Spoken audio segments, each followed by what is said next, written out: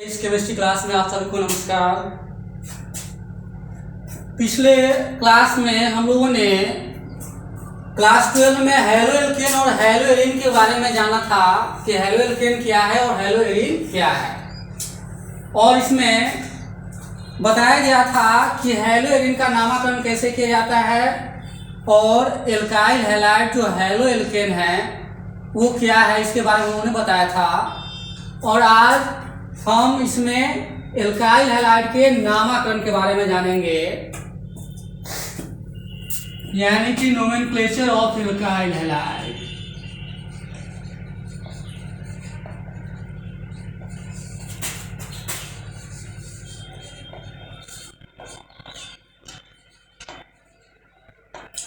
Nomenclature of alkyl halides यानी alkyl halide के नामकरण।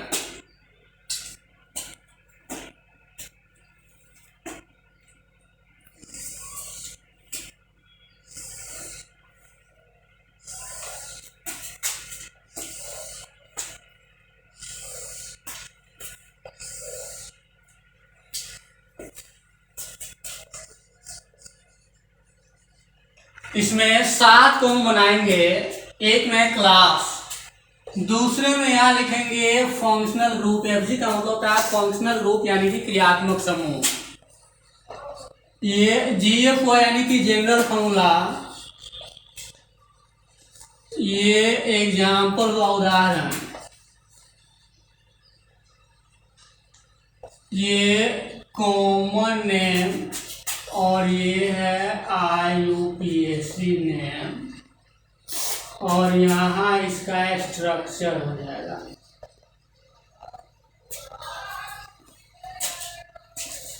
थोड़ा इस पर हम लोग जान लेंगे। ये क्लास है, क्लास का मतलब होता है वर्ग समूह। जैसे एल्काइल हैलाइड एक अलग क्लास हुआ, फिर अल्कोहल एक अलग क्लास होता है, कीटोन एक अलग क्लास होता है, कार्बोक्सिलिक एसिड एक अलग क्लास होता है। तो यहाँ चूंकि हम लोग हैलो एल्केन और हैलो एरीन के बारे में जान रहे हैं, तो यहाँ क्लास में एल्काइल हैलाइड होगा, उसी को IUPAC नेम में हम लिखते हैं हैलो एल्केन। यहाँ FG का मतलब हुआ फंक्शनल ग्रुप यानी कि क्रियात्मक समूह या क्रियाशील समूह। यहाँ GF का मतलब हुआ जनरल फॉर्मूला यानी कि सामान्य सूत्र। ये उदाहरण हुआ, ये कॉमन नेम हुआ सामान्य नाम, ये IUPAC नेम है यानी कि international union of pure and applied chemistry. एक अंतर्राष्ट्रीय नेम है जिसमें किसी कंपाउंड का नाम उसमें लिखा जाता है। स्ट्रक्चर है यानी कि संरचना, यानी कि संरचना सूत्र इसमें लिखा जाएगा। इसमें क्लास में हो जाएगा एल्काइल हैलाइड। इसका IUPAC नाम यहाँ ब्रैकेट में लिखते हैं हैलो एल्केन। एल्काइल हैलाइड, इसका IUPAC नाम यहाँ हैलो एल्केन है, इसकी जरूरत हमको यहाँ पर होगा। ये फंक्शनल ग्रुप इसका होता है X यानी कि बॉन्ड X।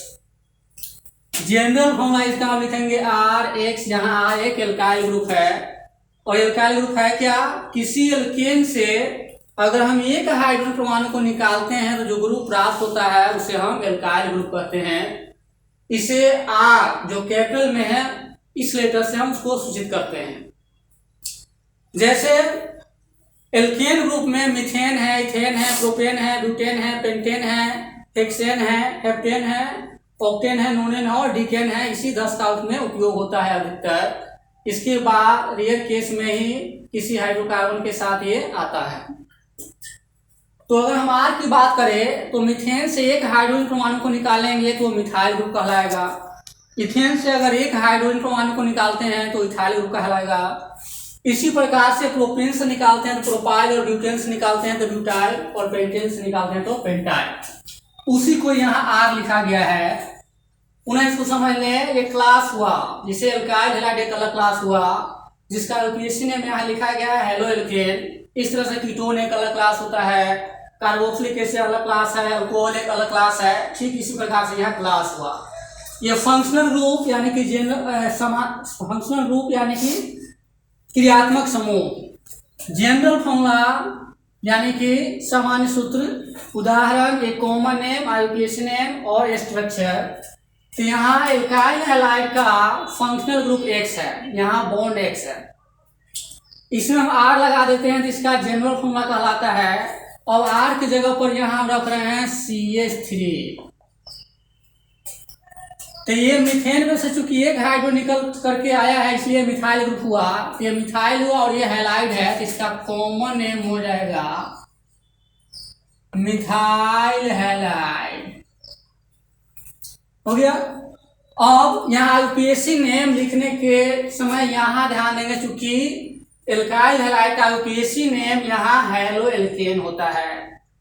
तो यहाँ पहले हैलो शब्द लगेगा, उसके बाद एल्केन की जगह पर यहाँ एक कार्बन है तो एक कार्बन को मीथेन कहते हैं, इसलिए यहाँ पर हैलो मीथेन हो जाएगा।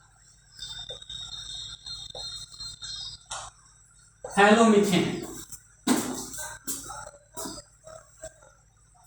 एल्काइल हैलाइड का आईयूपीएसी नेम यहाँ हैलो एल्केन है, इसके आधार पर यहाँ नामकरण करेंगे। चूंकि उदाहरण में हम यहाँ आर की जगह पर CH लिखे हैं, ये हैलाइड है तो ये मिथाइल ग्रुप है, ये हैलाइड है तो ये मिथाइल हैलाइड हो गया। और चूंकि यहाँ हैलो एल्केन है, यहाँ हैलो पहले लगेगा, उसके बाद एक कार्बन तो मीथेन, 2 रहेगा इथेन, 3 रहेगा प्रोपेन, तो हैलो मीथेन। यहाँ इसका संरचना सूत्र हो जाएगा आपको ये स्ट्रक्चर भी कर सकते हैं या स्ट्रक्चर फॉर्मूला है ये मिथाइल हैलाइड का। अब चूंकि ये सभी ग्रुप यही है क्लास में और यहाँ सबके लिए फंक्शनल ग्रुप X ही होगा, यहाँ सबके लिए जनरल फॉर्मूला RH ही होगा। चूंकि R के ऊपर मिथाइल, इथाइल, प्रोपाइल, ब्यूटाइल हम डालते चले जाएंगे, इसलिए अब ये यहाँ से अलग अलग ग्रुप हम रखेंगे। तो यहाँ पर C2H5X ये हो गया आपको इथाइल, ये हैलाइड, तो इसका नाम हो जाएगा इथाइल हैलाइड। इथाइल हैलाइड चूंकि इसका आईयूपीएसी नेम है यहाँ हैलो एल्केन, इसलिए एल्केन के जगह यहाँ 2 कार्बन है, इसलिए ये हो जाएगा हैलो इथेन। और यहाँ कार्बन की संख्या बढ़ते चला जाएगा और अंत में इसका फंक्शनल ग्रुप X रहेगा, है ना। पुनः इस 2 लाइन को थोड़ा ढंग से हम समझते हैं।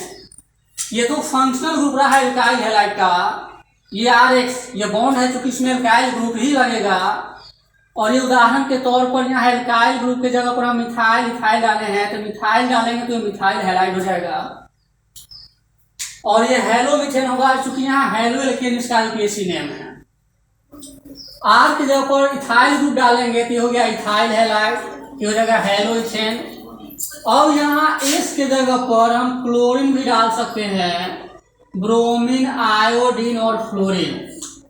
चूंकि X एक हैलोजन ग्रुप है जिसको H लेटर से सूचित किया जाता है। हैलोजन एक ग्रीक शब्द होता है जिसका अर्थ होता है लवण उत्पादक, अर्थात लवण का उत्पादन करने वाला। और इसे हम अंग्रेजी के कैपिटल लेटर X से लिखते हैं केमिस्ट्री में। जहाँ कहीं भी X आ जाएगा हम समझ जाएंगे कि ये हैलोजन है। इसके ग्रुप में क्लोरीन, ब्रोमीन, आयोडीन और फ्लोरीन आता है।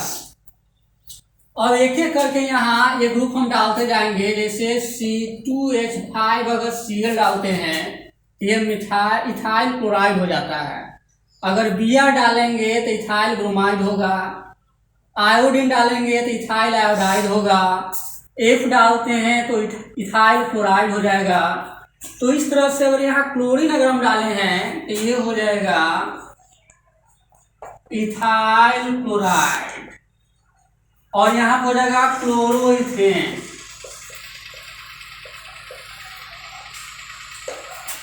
और इस तरह से इसका संरचना सूत्र S की जगह पर यहाँ Cl डाल देंगे।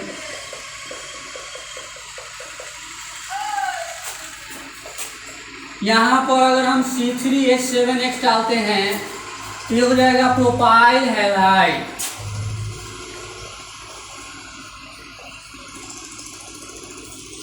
यहाँ पर हो जाएगा हैलो प्रोपेन। अब इस तरह से फिर इसमें 3 कार्बन देंगे और यहाँ पर हैलोजन एटम होगा।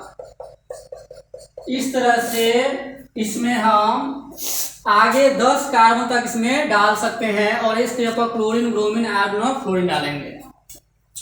फिर यहाँ अगर क्लोरीन हम रखते हैं तो ये प्रोपाइल क्लोराइड हो जाएगा। ब्रोमीन डालते हैं तो प्रोपाइल ब्रोमाइड हो जाएगा, आयोडीन डालते हैं तो प्रोपाइल आयोडाइड हो जाएगा। इसी तरह से यहाँ क्लोरोप्रोपेन, ब्रोमोप्रोपेन, आयोडोप्रोपेन और फ्लोरोप्रोपेन हो जाएगा। जैसे यहाँ पर एक और लेते हैं C3H7Cl, ये हो जाएगा प्रोपाइल क्लोराइड।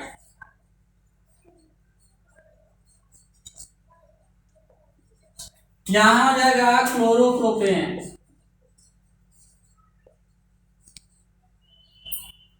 और इस तरह से यहाँ Cl लगाएंगे। इस तरह से ये आगे और अधिक बनता चला जाएगा, यानी X रखेंगे तो इस पर 10 बनेगा अगर डिकाइल तक लेते हैं तो, और इस के जगह पर भी क्लोरीन, ब्रोमीन, आयोडीन और फ्लोरीन लेते हैं तो 4 हो गया, तो 40 कंपाउंड ऐसे ही बन जाएगा। ये सब सिंपल कंपाउंड की श्रेणी में आता है। इस तरह से आगे और बनता चला जाएगा। एक बार पुनः इसको हम शुरू से अब देख लें कि इसमें होता क्या है। ये फंक्शनल ग्रुप है, क्रियात्मक समूह। ये ऐसा फंक्शनल ग्रुप है कि किसी भी ऑर्गेनिक कंपाउंड में मौजूद रहता है परमाणु या परमाणु के समूह के रूप में, और इसी के ऊपर उस यौगिक का सभी रासायनिक गुण निर्भर करता है।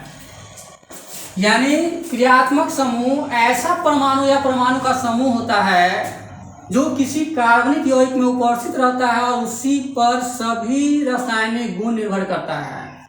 चूंकि यहाँ हम देख रहे हैं कि एल्काइल ग्रुप सभी फंक्शनल ग्रुप में सेम होगा, लेकिन इस फंक्शनल ग्रुप के बदल जाने से इसका सभी भौतिक और रासायनिक गुण परिवर्तित हो जाता है, इसीलिए इसका फंक्शनल ग्रुप नाम दिया गया है।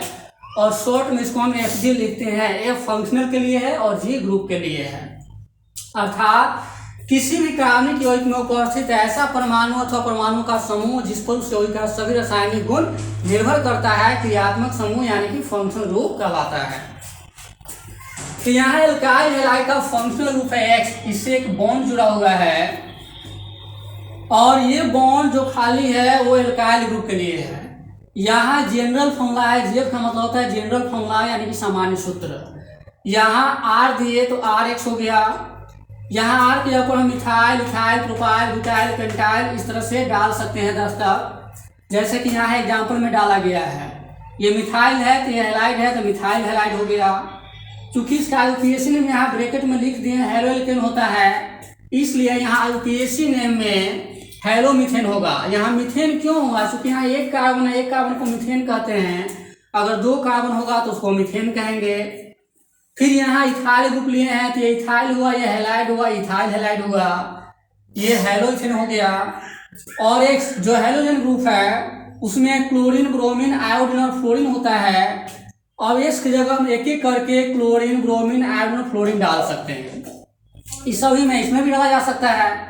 यहाँ मिथाइल में क्लोरीन डालेंगे, मिथाइल क्लोराइड होगा।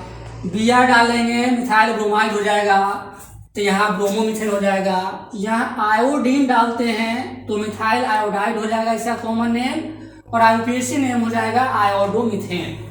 ठीक इसी प्रकार से सभी ग्रुप में हम ये डाल सकते हैं। जैसे इथाइल में अगर हम क्लोरीन डालते हैं तो इथाइल क्लोराइड, यहाँ हो जाएगा क्लोरोइथेन। जैसे यहाँ X डाला हुआ है तो इथाइल हैलाइड हो गया, ये हेलोइथेन हो गया।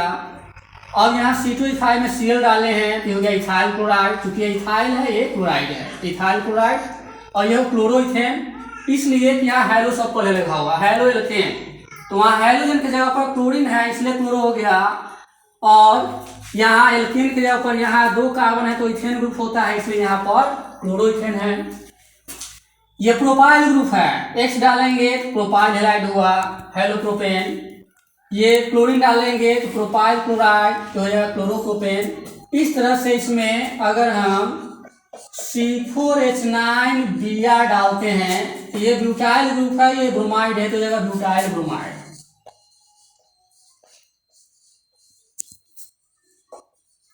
इसका इक्वेशन हो जाएगा यहाँ ब्रोमोब्यूटेन।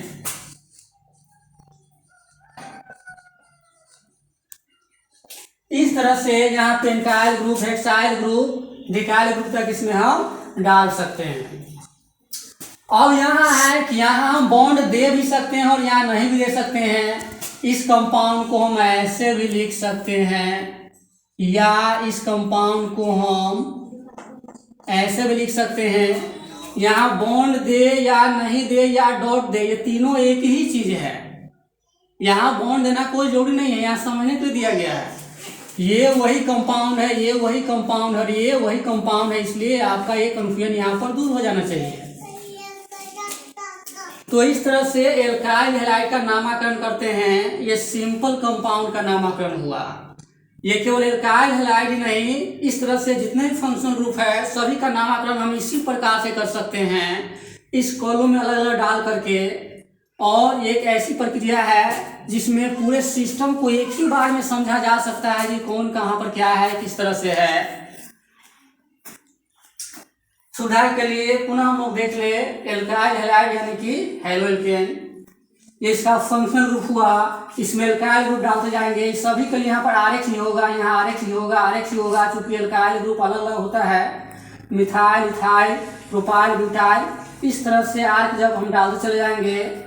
और यहाँ S के ऊपर X डालेंगे तो हेलो होगा, Cl डालेंगे क्लोरो होगा, Br डालेंगे ब्रोमो होगा, I डालेंगे आयोडो होगा, F डालेंगे फ्लोरो हो जाएगा।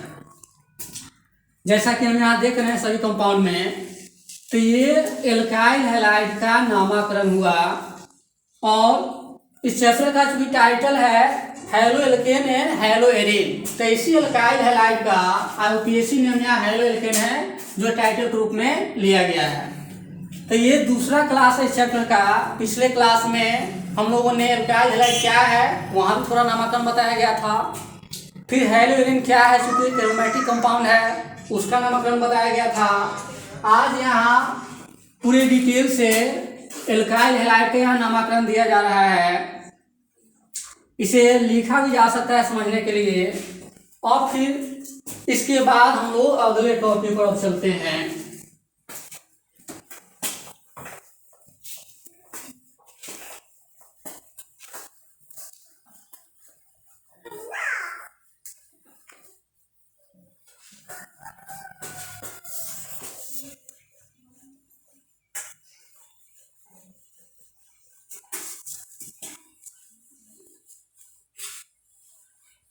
पहले हम लोग जाने हैं कि एल्काइल हैलाइड है क्या, हैलोएल्केन क्या है और हैलोएरिन क्या है। उसके बाद ये नामकरण था, यानी कि ये दूसरा टॉपिक। अब तीसरा टॉपिक है classification of alkyl halide.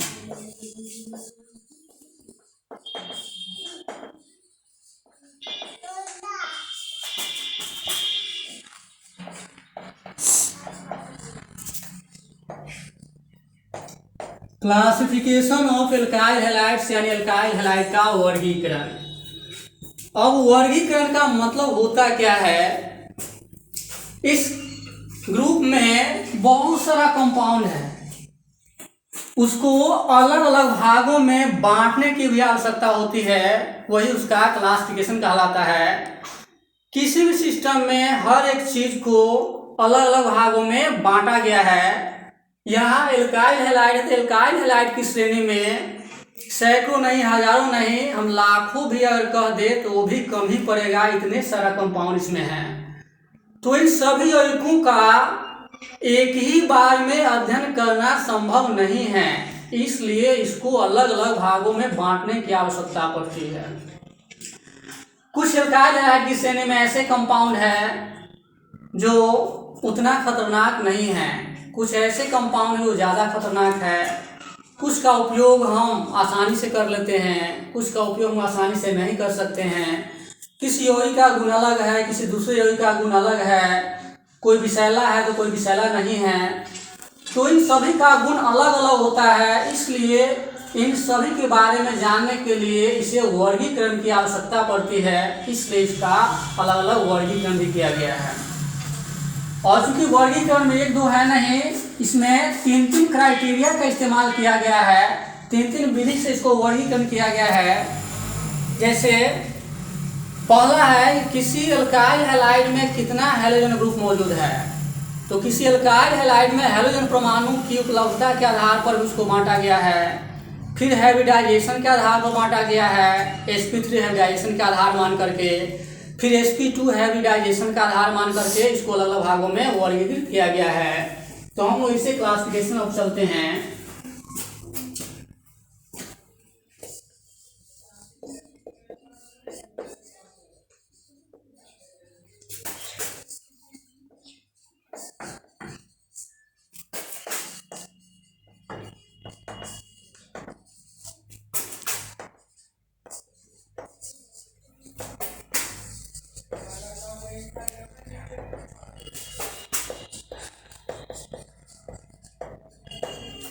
Alkyl halides have been classified into the following criteria, यानी एल्काइल हैलाइड को निम्नलिखित प्रकार से वर्गीकृत किया गया है, ये इसका मतलब हुआ।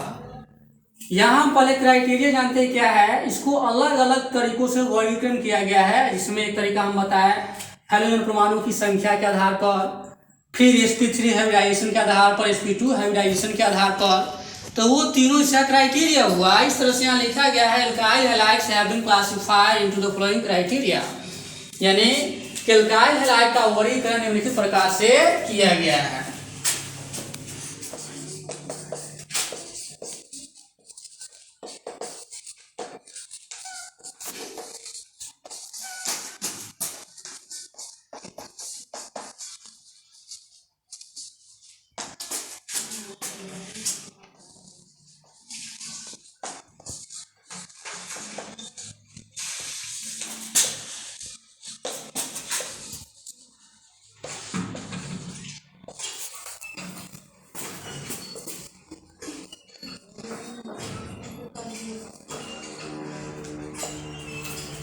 पहला क्राइटेरिया है classification of alkyl halides on the basis of the number of halogen atoms, यानी हैलोजन परमाणु की संख्याओं के आधार पर एल्काइल हैलाइड का वर्गीकरण। यानी पहली क्राइटेरिया है इसमें हैलोजन परमाणु की उपस्थिति के आधार पर एल्काइल हैलाइड का वर्गीकरण।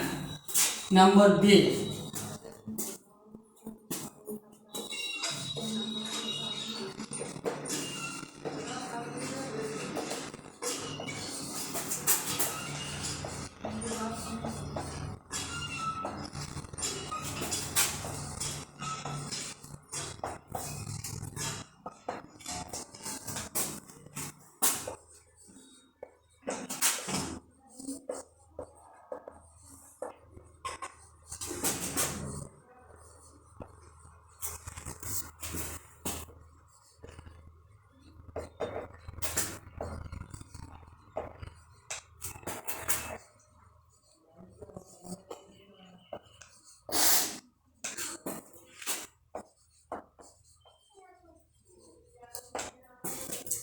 दूसरी क्राइटेरिया है classification of alkyl halides on the basis of sp3 hybridised carbon atom in which halogen atom is bonded, यानी sp3 प्रसंकरित कार्बन परमाणु जिससे हैलोजन परमाणु जुड़ा रहता है के आधार पर एल्काइल हैलाइड का वर्गीकरण।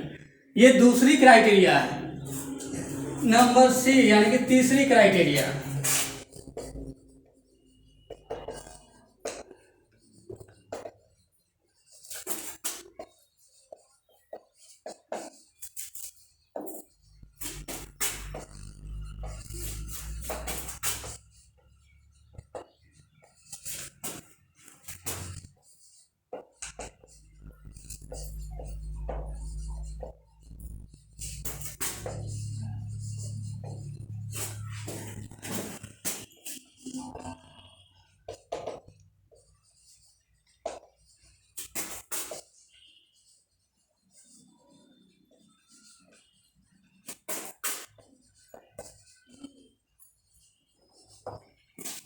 तीसरी क्राइटेरिया है classification of alkyl halides on the basis of sp2 hybridised carbon atom in which halogen atom is bonded. ये तीन क्राइटेरिया है, अर्थात इसका मतलब हुआ कि sp2 हाइब्रिडाइज्ड कार्बन परमाणु जिससे हैलोजन परमाणु जुड़ा रहता है के आधार पर एल्काइल हैलाइड का वर्गीकरण।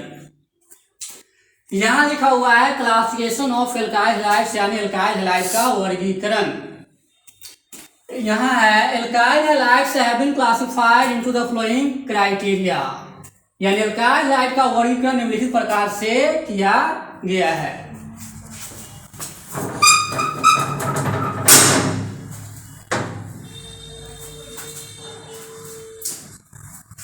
पहला क्राइटेरिया है classification of alkyl halides on the basis of the number of halogen atom, यानी किसी एल्काइल हैलाइड में उपस्थित हैलोजन परमाणुओं की संख्या के आधार पर एल्काइल हैलाइड का वर्गीकरण। दूसरी क्राइटेरिया है classification of alkyl halides on the basis of sp3 hybridised carbon atom in which halogen atom is bonded, अर्थात sp3 प्रसंकरित कार्बन परमाणु जिससे हैलोजन परमाणु जुड़ा रहता है के आधार पर एल्काइल हैलाइड का वर्गीकरण। तीसरी क्राइटेरिया है Classification of alkyl halides on the basis of sp2 hybridized carbon atom in which halogen atom is bonded। अर्थात sp2 प्रसंकरित कार्बन परमाणु जिससे हाइड्रोजन परमाणु जुड़ा रहता है के आधार पर alkyl halide का वर्गीकरण। ये तीन क्राइटेरिया क्यों बनाया गया है? क्योंकि इसमें बहुत सारा कंपाउंड है, इसलिए सही ढंग से किसी खास ग्रुप के बारे में अध्ययन करने के लिए इसको अलग अलग भागों में इस तरह प्रकार से बांटने की आवश्यकता पड़ी है। अब हम लोग एक एक करके चलेंगे से पहली क्राइटेरिया के आधार पर, उसके बाद फिर हम लोग दूसरे और तीसरे पर चलेंगे।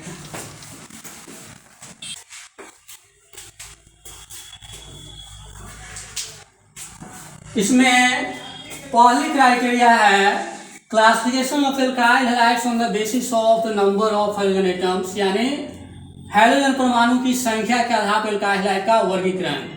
इस प्रकार से इसको बांटा गया है। पहला है मोनो हैलोएल्केन,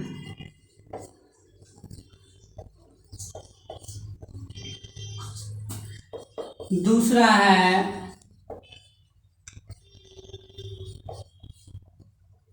डाई हैलोएल्केन, तीसरा है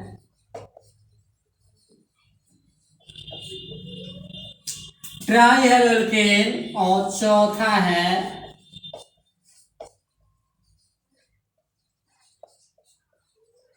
पॉली हैलोएल्केन। यानी जो पॉली क्राइटेरिया है उसके आधार पर इसमें चार भागों में बांटा गया है, और यह है क्या? हाइड्रोजन परमाणु की संख्या के आधार पर एल्काइल हैलाइड का वर्गीकरण।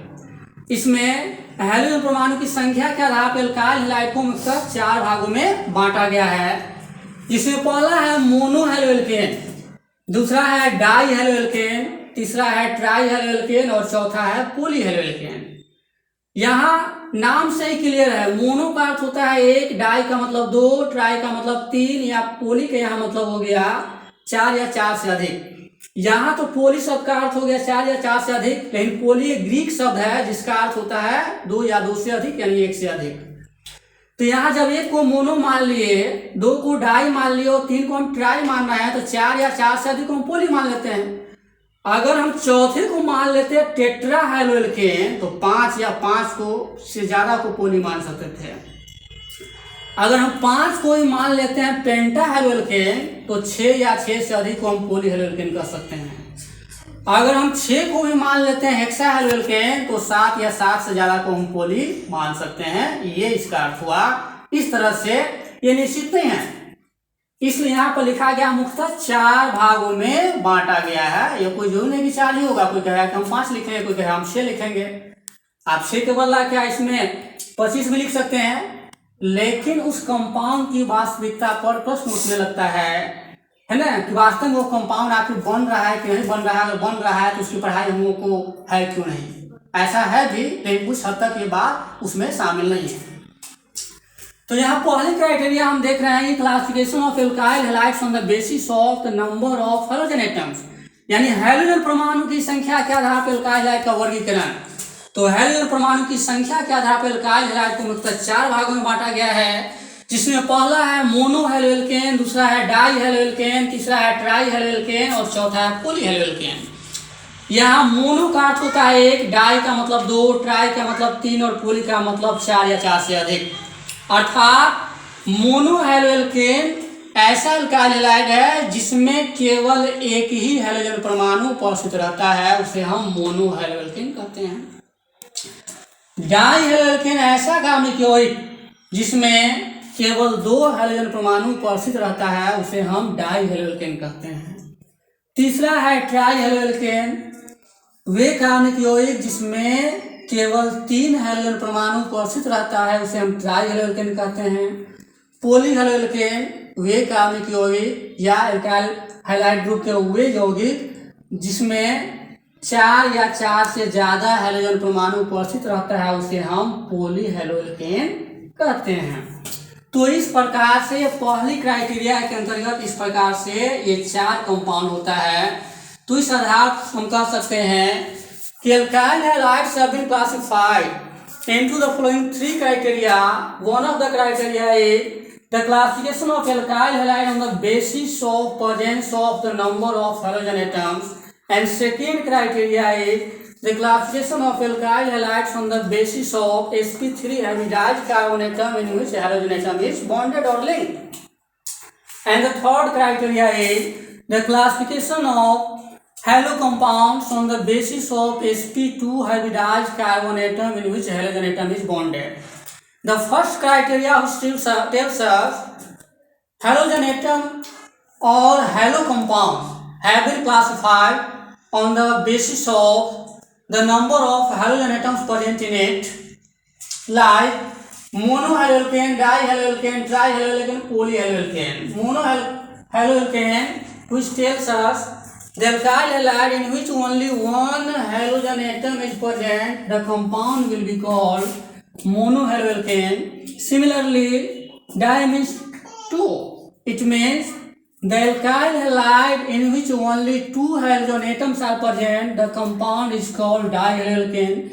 Similarly, trihaloalkane is the alkyl halide in which only three halogen atoms are present, that is called trihaloalkane. Similarly, polyhaloalkane is the halo compound in which four or more halogen atoms are present. Such compounds are called polyhaloalkanes. यानी इस प्रकार से mono, die, try और पोली का होता है। अब एक एक करके हम लोग इसका एग्जाम्पल लेंगे।